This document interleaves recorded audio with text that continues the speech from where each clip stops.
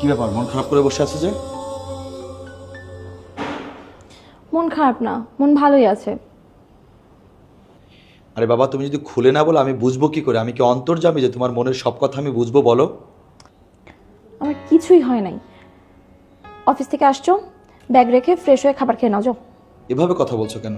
আর আমি কখনো একা খেয়েছি তোমাকে ছাড়া? চলো একসাথে যাই, খাবো। আমার ক্ষুধা নাই, তুমি খেয়ে শুয়ে পড়ে যাও। তোমার কি হয়েছে বলো তো? তুমি এভাবে কথা বলছো কেন? তোমাকে একবার বললাম না আমি খাবো না? আমি বলছি তুমি খাবে, চলো টেবিলে চলো। ওঠো সাইমা, আমি উঠতে বলছি তোমাকে। ওঠো, আসো আসো। তোমাকে একবার বললাম না আমি খাবো না? সিক্রেট করো কেন সব সময়? আমাকে কি সব সময় তোমার মর্জি মতো চলতে হবে? তুমি আমার সাথে রুট ব্যবহার কেন করতেছো? কেন করতে